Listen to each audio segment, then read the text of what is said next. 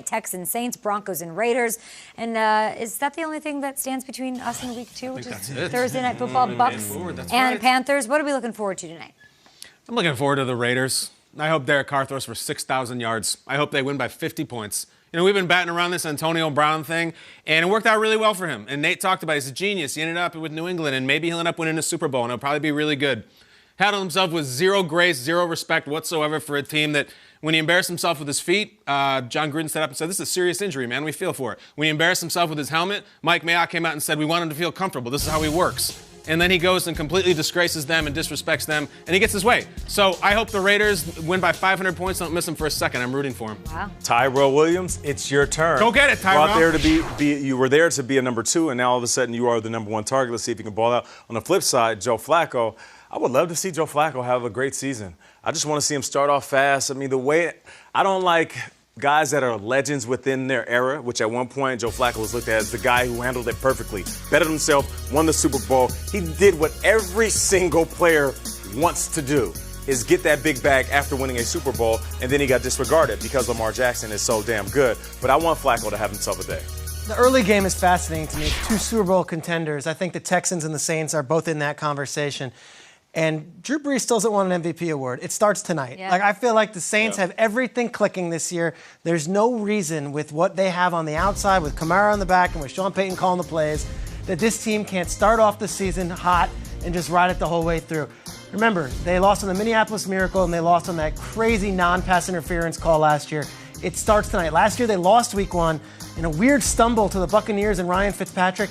I don't think it happens. I think the Saints come out and they're blazing hot tonight. Drew Brees, get it going. But don't be surprised if the Houston Texans offense comes out and looks phenomenal. Why do you say that? DeAndre Hopkins. The last time we saw the Texans offense, it was dismal in the playoffs. Playoff loss to the Colts. They couldn't get up for that game. They're going to get up for tonight? Yeah, they have Will Fuller back. He's the speedster, right? He's the Tyreek Hill of this offense. They also added Kenny Stills.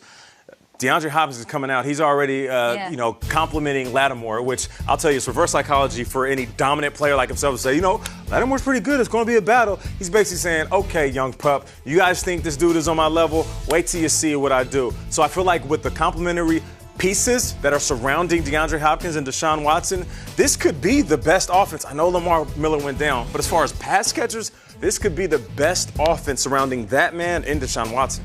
I could say the same thing about Michael Thomas and Drew Brees, though. Will that be enough to overcome the Saints at home? You've got Ted Ginn. Even just him being on the field is a threat. We know what speed can do in this league. Then you've got a guy like Jared Cook, that Jimmy Graham type. By the way, great call on Jimmy Graham last week. Come on. I haven't even dapped you up on knowing that was going to happen.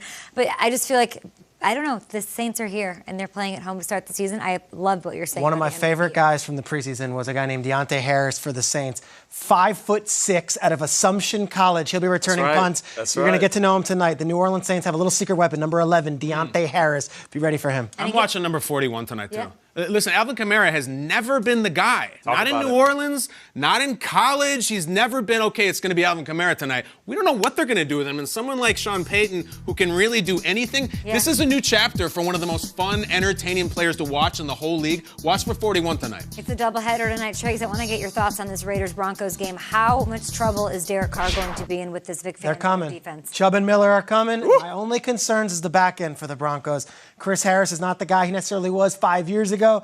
Derek Carr's got some weapons. You mentioned Tyrell Williams. Yeah. I still think, and this might be the upset, I think the Raiders do win this game. I think they rally around the fact that Brown is out of there. We could still play some football. Ewing theory, Peter? Ewing theory, Bill Simmons, shout out.